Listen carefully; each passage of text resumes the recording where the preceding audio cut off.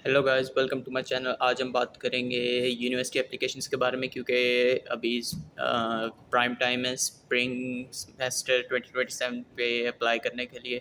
तो आज मैं आपसे शेयर करूंगा कुछ टिप्स एंड ट्रिक्स जो कि लोगों को नहीं पता होता है एप्लीकेशन के बारे में, और साथ में बताऊंगा कि किस यूनिवर्सिटी कैसे चूज़ करते हैं। अच्छा, फ़र्स्ट ऑफ़ ऑल आपको चाहिए क्या यूनिवर्सिटी पे अप्लाई करने के लिए? ठीक है, अप्लाई करने के लिए सबसे पहले आपको अपने ग्रेड्स चाहिए हाई स्कूल के, ठीक है, जो कि ए लेवल या मैट्रिक एफएससी जो भी आपने किया, आपको वो ग्रेड्स चाहिए होंगे। अगर आपने मैट्रिक या एफएससी किया हुआ है तो आपको इक्विवेलेंस चाहिए होगी, लेकिन अगर आपने ए लेवल्स किया हुआ है तो मोस्ट यूनिवर्सिटीज़ उसे डायरेक्टली एक्सेप्ट कर लेती हैं। और आपको एक और चीज़ जो चाहिए होगी वो है आईएलटीएस, और मोस्ट यूनिवर्सिटीज़ के लिए स्पेशली अगर आप स्कॉलरशिप चेस कर रहे हैं तो आपको एसएटी चाहिए होगा। ठीक, आईएलटीएस एक रिक्वायरमेंट होती है, ठीक है। आपको एटलीस्ट बैंड 6 चाहिए होता है आउट ऑफ जो कि 9 होता है। 6 या 7 होना चाहिए, जो ताकि यूनिवर्सिटी आपको कह सके कि आप इंग्लिश में प्रोफिशेंट हैं और आपको उसकी बेसिस पे वीज़ा मिल सके, क्योंकि यूनिवर्सिटी होती है जो कि बताती है इमिग्रेशन को कि जो स्टूडेंट है वो प्रोफिशेंट है इंग्लिश में और जाके कम्युनिकेट कर सकता है। तो आपको बैंड 6 आईएलटीएस में चाहिए होता है, ठीक है। अब आपके जो ए लेवल के रिज़ल्ट हैं वो, अगर आप मोस्ट यूनिवर्सिटीज़ की जहाँ तक बात है, वो करती हैं फॉलो आपका सेट, ए लेवल ग्रेड्स और आईएलटीएस। अब जहाँ तक तो मोस्ट यूनिवर्सिटीज़ की बात है जो कि सेट लेती हैं, आपका ए लेवल का रिज़ल्ट मैटर करता है, लेकिन उनकी जो प्राइमरी चीज़ जो देखती हैं वो है एसएटी। आपका एसएटी आउट ऑफ 1600 होता है, जिसके 2 सेक्शन होते हैं, एक इंग्लिश और एक मैथ सेक्शन, जो both out of 800 and 800, 2 modules each. और आपकी स्कॉलरशिप, आपका एडमिशन उन चीज़ों पे डिपेंड करता है। फिर एक और चीज़ जो यूनिवर्सिटीज़ को चाहिए होती है वो होता है आपका एसे। एसे बहुत मैटर करता है, ठीक है। अब देखने में तो ऐसे लगता है कि एक छोटी चीज़ है, लेकिन ऐसे भी आपका बहुत मैटर करता है, क्योंकि यूनिवर्सिटी ने सिर्फ ये नहीं देखना होता कि कितना अच्छा है, उन्हें ये भी देखना होता है कि अगर स्टूडेंट को हम बुलाएं तो क्या ये हमारा नाम बढ़ा सकता है या नहीं। तो आपका एप्लीकेशन वो जो ऐसे होता है, जो भी मोस्ट यूनिवर्सिटीज़ आपको टॉपिक देती हैं और एक वर्ड लिमिट देती हैं, ठीक है, ऐसे लिखने के लिए। लेकिन कुछ यूनिवर्सिटीज़ आपको बस फ्री हैंड देती हैं कि अराउंड लंबा सारा ऐसे लिख लें और जिस मर्जी टॉपिक के बारे में। लेकिन कुछ यूनिवर्सिटीज़ आपको टॉपिक्स पे रिस्ट्रिक्ट करती हैं, ठीक। अब कुछ चीज़ें जो मैटर करती हैं आपका, अब मैं लोगों को प्रेफर करूँगा कि जिन्होंने ए लेवल किया हुआ है वो अपनी यूनिवर्सिटी से पहले ए लेवल डिस्कस करें, ठीक है। क्योंकि जब मैं यहाँ पे आया था तो एक चीज़ जो मैंने देखी थी वो ये थी कि उन्होंने मेरा ए लेवल ले लिया था, लेकिन ठीक है, उन्होंने मेरा एक मैथ प्लेसमेंट टेस्ट हुआ था यहाँ पे आने के बाद, तो उन्होंने मुझे रख दिया कैलकुलस 1 में, क्योंकि मैंने मैथ प्लेसमेंट में हाईएस्ट लिया।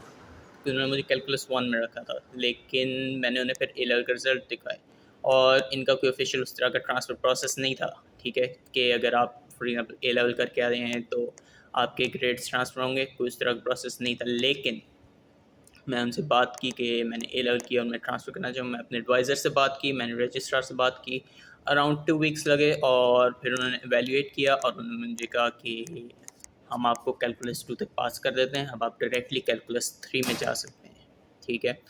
और मुझे 19 क्रेडिट्स जो कि अराउंड सेमेस्टर एंड हाफ होंगे तकरीबन, वो उन्होंने मुझे फ्री में दे दिए, ठीक है। और उसने मेरा जीपीए भी नहीं एक्सेप्ट किया और मेरी कुछ कोर्स रिक्वायरमेंट्स भी मीट हो गई, ठीक है। तो आप यूनिवर्सिटी से इस बारे में भी बात करें जहाँ पे अप्लाई करते हैं, ठीक है।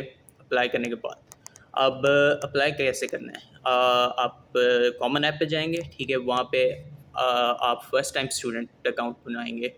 वहाँ पे फर्स्ट टाइम स्टूडेंट अकाउंट बनाने के बाद आपको वो 20 फ्री यूनिवर्सिटीज़ देता है जहाँ पे आप फ्री में अप्लाई कर सकते हैं। अब आइडियल चॉइस इस तरह करते हैं कि हम रखते हैं अराउंड 5 हाई क्लास यूनिवर्सिटीज़ जहाँ पे लाइक चांसेस रियली लो हैं, Ivy League, Harvard, higher Ivies जैसे स्टैनफोर्ड, ब्राउन, येल, इस तरह की यूनिवर्सिटीज़, ठीक है। 5 इस तरह की यूनिवर्सिटीज़ सेलेक्ट करें। फिर 10 आप मीडियम क्लास कह लें, वो सिलेक्ट करें, ठीक है, जो कि लाइक आपका चांस डिसेंट है लेकिन उस तरह का कंफर्म चांस नहीं, ठीक है, उस तरह का करें, ठीक है। और फिर 5 जो हैं आप लो क्लास रख सकते हैं कि फॉर एग्जांपल उनका आपका बहुत हाई चांस है कि आप वहाँ पे सिलेक्ट हो जाएं। अगर आप सारी हाई क्लास रख लेते हैं तो चांस ये भी हो सकता है कि एंड पे आपका एक किसी में से एडमिशन ना हो और वो आपको लाइक फिर आप स्टक हो जाएं कि आप क्या करूं। ठीक है, तो 5 लो क्लास रखें जहाँ पे आपको 100% हो कि मैं एक्सेप्ट हो जाऊंगा। ठीक है, फिर अप्लाई करते वक्त एक और चीज़, लेट से आपने 20 से ज़्यादा जाना है तो एक और दूसरी ऐप है कोलेशन, आप वहाँ पे भी अप्लाई कर सकते हैं। ठीक है, उसका भी सेम प्रोसीजर होता है। अब यूनिवर्सिटी सिलेक्ट कैसे करनी है, उसमें काफ़ी सारे फैक्टर्स आते हैं। ठीक है, प्राइमरी फैक्टर जो होता है मोस्ट स्टूडेंट्स के लिए वो कि वो मेजर ऑफर करते हैं नहीं। For example let's say mechanical engineering जो कि मैं कर रहा हूँ। ठीक है, मैकेनिकल इंजीनियरिंग तो उसमें अब एक चीज़ होती है ABET क्रेडिट। ठीक है, वो बेसिकली यूनिवर्सिटी का एक किस्म का सर्टिफिकेट होता है कि यूनिवर्सिटी ये कोर्स पढ़ा सकती है, और जब आप जॉब्स के लिए अप्लाई करते हैं तो वो बहुत मैटर करता है कि आपकी यूनिवर्सिटी के पास वो था या नहीं। तो सबसे पहले लेट्स से आप इंजीनियरिंग में जा रहे हैं, आपकी जो फील्ड है आप देखें कि ये एक्रेडिटेड है इस चीज़ के लिए, और क्या वो कोर्स लोकली ऑफर करती हैं। क्योंकि कुछ यूनिवर्सिटीज़ का होता है कि वो आपको डायरेक्ट ऑफर कर देंगे मैकेनिकल, लेकिन कुछ यूनिवर्सिटीज़ का होता है वो एक 3+2 प्रोग्राम ऑफर करते हैं, जिसमें होता है कि आप 3 साल वहाँ पे रह के कोई सेपरेट कोर्स पढ़ेंगे। ठीक है, जैसे कि एक यूनिवर्सिटी में जानता हूँ वो ऑफर करते हैं कि आप 3 इयर्स फिज़िक्स पढ़ेंगे, अप्लाइड फ़िज़िक्स, और फिर आप ट्रांसफ़र होंगे एक बड़ी यूनिवर्सिटी में, वहाँ पे आप 2 साल पढ़ेंगे, जहाँ 2 इयर्स जिसमें आपको मैकेनिकल इंजीनियरिंग पढ़ाएंगे। ठीक है, अब उसमें इश्यूज़ आते हैं, तो उस तरह के मैं प्रोग्राम से कहूँगा आप थोड़ा सा दूर रहें, क्योंकि आपको लेट्स से 3 साल वाली यूनिवर्सिटी में आपको एडमिशन मिल जाता है, लेकिन वो एडमिशन मिल जाता है और आपको स्कॉलरशिप मिल जाती है, लेकिन जो 2 इयर्स वाली यूनिवर्सिटी है वहाँ पे आपका चांस लो हो सकता है कि आपको स्कॉलरशिप ना मिले, या उस तरह आप जाके फंस जाएँ। अगर दैट इज़ अगर आप स्कॉलरशिप चेज़ कर रहे हैं, और ये भी हो सकता है कि आप वहाँ फंस जाएँ और फिर आपको स्कॉलरशिप नहीं, उनकी फ़ीस भी काफ़ी रिलेटिवली हायर होती है जो 3 इयर्स यूनिवर्सिटी होती है उससे। ठीक है, तो सबसे पहले आप देखें कि वो क्या एक्रेडिटेड हैं या नहीं। सेकंड मेजर फैक्टर उनकी स्कॉलरशिप्स।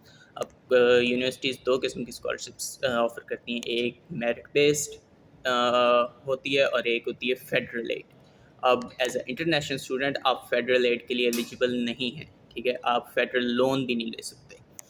आप सिर्फ प्राइवेट स्कॉलरशिप्स, फाइनेंशियल एड और या नीड बेस्ड स्कॉलरशिप्स या प्राइवेट लोन सिर्फ इन पर अप्लाई कर सकते हैं। ठीक है, तो नैरो डाउन हो जाता है। ठीक है, कि कितनी एड आपको मिलती है आप उसकी बेसिस पे करें। ठीक है, फिर एक और मेजर फैक्टर जो बहुत से लोग नहीं कंसिडर करते अप्लाई करते वक्त, वो होता है कि यूनिवर्सिटी लोकेटेड का है। ठीक है, अब कुछ यूनिवर्सिटीज़ हैं जो कि लोकेटेड हैं स्मॉल टाउन्स। ठीक है, अब फॉर एग्जांपल प्रिंसटन यूनिवर्सिटी बड़ी यूनिवर्सिटी है, लेकिन वो एक गांव टाइप से एरिया में लोकेटेड है। ठीक है, तो वहाँ पे अपॉर्चुनिटीज़, मैं प्रिंस ये नहीं कह रहा कि प्रिंसटन के पास लो अपॉर्चुनिटीज़, मैं वैसे एग्जांपल दे रहा हूँ। उस तरह के एरिया में जो छोटी यूनिवर्सिटीज़ होती हैं उनके पास लिमिटेड अपॉर्चुनिटीज़, और फिर आपको ट्रैवल काफ़ी करना पड़ता है और काफ़ी डिफ़िकल्टी होती है। तो आप फिर ये देखें कि उसकी कहाँ पे यूनिवर्सिटी लोकेटेड, और आपको अपॉर्चुनिटीज़ उसी बेसिस पे मिलेंगी, और यूनिवर्सिटीज़ के कनेक्शंस वगैरह। ठीक है, अब फॉर एग्जांपल ये भी देख सकते हैं कि यूनिवर्सिटी कनेक्शंस कैसे हैं। अब फॉर एग्जांपल एक यूनिवर्सिटी है ड्रेक्सल यूनिवर्सिटी, उनका 3+2 कोऑप होता है, लेकिन ये उस तरह का 3+2 नहीं कि आप 3 साल यहाँ पे और फिर 2 साल ट्रांसफर। उनका होता है आप 3 साल स्टडी करते हैं और फिर 2 इयर्स आप काम करते हैं उनकी एक कंपनी में, वो आपको काम दिलवाते हैं, और उनका जॉब रेट 96% है लास्ट टाइम मैंने चेक किया था। तो 3 साल आप पढ़ें और फिर 2 साल वो आपको काम देते हैं, और फिर आप मोस्ट स्टूडेंट जो उनके होते हैं वो उन्हीं कंपनीज़ में काम करते हैं। वो बड़ी कंपनीज़ के साथ एफिलिएटेड हैं, जैसे बोइंग, एयरबस और इस तरह की जो मेजर कंपनीज़ हैं यूएस के अंदर, और वो काफ़ी अच्छा ऑप्शन है।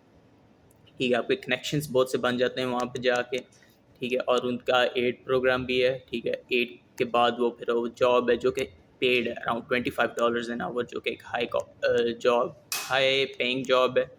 ठीक है, अराउंड एवरेज उनका $25 तक होता है, जो कि अप टू 50 भी चला जाता है। ठीक है, तो फिर अगली चीज़ ये यूनिवर्सिटी के कनेक्शंस देखें। ठीक है, फिर एक छोटा factor, not the big of a factor, लेकिन वेदर, अब आप नॉर्दर्न एरियाज़ में अगर जाते हैं, विस्कॉन्सिन वगैरह, तो वहाँ पे ठंड होगी बहुत, ठीक है। और अगर आप साउथ जाते हैं, टेक्सास वगैरह, तो वहाँ पे बहुत गर्मी होगी, ठीक है। तो आप ये चूज़ करें कि कहाँ पे जाते हैं। अब आप मेजॉरिटी यूनिवर्सिटीज़ जो हैं वो हैं ईस्ट कोस्ट पे, स्पेशली न्यू इंग्लैंड एरिया में, जो कि लाइक न्यूयॉर्क, मैनहट्टन और बॉस्टन वगैरह, वहाँ पे मेजॉरिटी बड़ी यूनिवर्सिटीज़, ठीक है। या फिर वहाँ दूसरी वेस्ट कोस्ट में भी कुछ यूनिवर्सिटीज़ हैं, लेकिन वहाँ पे जैसे स्टैनफोर्ड, लफेट कॉलेज, जैसे कि वो वेस्ट कोस्ट पे हैं और बड़ी यूनिवर्सिटीज़ हैं एलए और सैन फ्रांसिस्को, सैन डिएगो के पास, ठीक है। लेकिन उनका एक्सेप्टेंस रेट थोड़ा लो है। लेकिन अब जो ईस्ट कोस्ट पे यूनिवर्सिटीज़ हैं, जहाँ पे मैं प्रेफर करता हूँ कि स्टूडेंट्स जाएँ, उनका होता है कि वो अफिलिएटेड होती हैं दूसरे के साथ। अब फिर मैं ड्रेक्सल की बात की थी, वो यू पेन जो कि आईवी लीग है उनके साथ अफिलिएटेड है, और अक्सर उनकी क्लासेस यू पेन में भी होती हैं, और वो काफ़ी बड़ा बेनिफिट है क्योंकि आप उनका इक्विपमेंट यूज़ कर सकते हैं रिसर्च के लिए और वो सारा कुछ, ठीक है। और एक और चीज़, यूनिवर्सिटी के अंदर अपॉर्चुनिटी कितनी है। फॉर एग्जांपल आप यहाँ पे आते हैं तो आपके अर्निंग के थोड़े लिमिटेड ऑप्शंस हैं, लेकिन हैं फॉर एग्जांपल फर्स्ट ऑप्शन कि आप ऑन कैंपस जॉब ढूंढ लें, ठीक है, जो कि आप 20 hours a week during like course and 40 hours a week या फिर जितना भी ड्यूरिंग विंटर और समर ब्रेक कर सकते हैं, ठीक है। आपका ये होता है। और दूसरा, आप रिसर्च वर्क कर सकते हैं। आप प्रोफेसर के पास जा कह सकते हैं कि मुझे रिसर्च करनी है आपके साथ। उनके अपने प्रोजेक्ट हो रहे होते हैं क्योंकि उन्हें भी शो करना होता है टेन्योर के लिए कि मैंने ये प्रोजेक्ट किया है, तो वो भी अक्सर हायर करते हैं, ठीक है। तो आप उनसे पूछ सकते हैं। तो ये होते हैं कुछ मेजर फैक्टर्स यूनिवर्सिटी सिलेक्ट करने में, ठीक है। मेरे पास एक लिस्ट पड़ी हुई है जो कि मैं आप लोगों को दे सकता हूँ। मैं नीचे एक पिन कमेंट में लगा दूंगा वो लिस्ट, जिसमें सारी यूनिवर्सिटीज़ का है कि वो कितनी एड देती हैं और क्या है उनका क्या सिस्टम है। आप वो लिस्ट यूज़ करके यूनिवर्सिटी सिलेक्ट कर सकते हैं, ठीक है। आप वो बताएंगे कि आप उनकी एवरेज एड कितनी है, हाईएस्ट एड कितनी है, क्या फुल राइड वगैरह देती हैं या नहीं, ठीक है। और अगर आप लेट्स से ट्रांसफ़र कर रहे हैं, ठीक है, एज अ ट्रांसफ़र स्टूडेंट, तो एक चीज़ ये है कि जो कॉमन ऐप है वो आपको वेवर नहीं देगी, ठीक है। तो एक दूसरी चीज़ आप ये कर सकते हैं, ठीक है, कि आप यूनिवर्सिटी को मेल करें कि मुझे वेवर चाहिए, वो दे देते हैं मोस्ट ऑफ टाइम, अगर आप अर्ली इनफ हैं, क्योंकि उनके पास लिमिटेड वेवर्स होते हैं, लेकिन होते हैं। आप बस यूनिवर्सिटी को मेल करें उनकी कि मुझे वेवर चाहिए, वो आपको फर्दर गाइड कर देते हैं कि कैसे लें, ठीक है। फिर एक और चीज़, अगर आप फाइनेंशियल एड चेज़ करें, वो है आपकी CSS प्रोफाइल। अब CSS प्रोफाइल क्या है, वो बेसिकली आपकी अकाउंट इन्फो है जो कि यूनिवर्सिटी को हेल्प करती है बताने में कि स्टूडेंट के पास इतने पैसे हैं, ठीक है, इतना पे कर सकता है, और उन्हें हेल्प करती है डिटरमिन करने में कि कितनी एड इस स्टूडेंट को देनी है, ठीक है। अब वो टाइम लेता है थोड़ा CSS प्रोफाइल फिल करने में, काफ़ी लंबी चौड़ी चीज़ है, और आपको उसके लिए अपने रीसेंट टैक्स रिटर्न चाहिए होंगे क्योंकि उसमें से क्वेश्चंस पूछता है कुछ, ठीक है, अपने अपने फादर के जो भी पे कर रहा है उनके, ठीक है। और आप वो यूनिवर्सिटी को भेजते हैं और आपकी जो फाइनेंशियल एड है वो उस पर बेस करती है, ठीक है। अब आप अगर फाइनेंशियल एड चेक करें तो आपके जो हैं चांसेस यूनिवर्सिटी में वो थोड़े से गिर जाते हैं, इतने नहीं, not major factor but it is a factor, ठीक है। थोड़े चांस कम हो जाते हैं अगर आप एड बेस एड कर रहे हैं, ठीक है। CSS प्रोफाइल की भी फ़ीस है सेंड करने के लिए यूनिवर्सिटीज़ को। अब आप यूनिवर्सिटी से जहाँ जैसे आप एप्लीकेशन का कहते हैं कि मुझे वेवर चाहिए, आप CSS का भी कह सकते हैं कि मुझे वेवर चाहिए। अब वो दो चीज़ें करते हैं, ठीक है। वो ये आपको ISAFA भेज देते हैं, ठीक है, जो कि एक फॉर्म होता है जो आप CSS प्रोफाइल की जगह भरते हैं, ठीक है। वो आपको वो भेजते हैं, आप वो सबमिट करवा सकते हैं, या फिर आप को वो वेवर दे देते हैं अगर उनके पास हो तो, ठीक है। इस तरह आप अपनी CSS प्रोफाइल भी उन्हें फ्री में भेज सकते हैं, और आप जितनी यूनिवर्सिटीज़ में चाहें अप्लाई कर सकते हैं। मेजॉरिटी यूनिवर्सिटीज़ आपको ये वेवर दे देती हैं, ठीक है। और मैं कहूँगा कि 20 यूनिवर्सिटीज़ की लिमिट है, लेकिन अपने आप को लिमिट ना करें। 20 यूनिवर्सिटीज़ जितना अप्लाई कर सकते हैं उतना करें, क्योंकि द मोर द बेटर, ठीक है। और ये कुछ चीज़ें होती हैं जो कि मैटर करती हैं जब आप यूनिवर्सिटीज़ के लिए अप्लाई कर रहे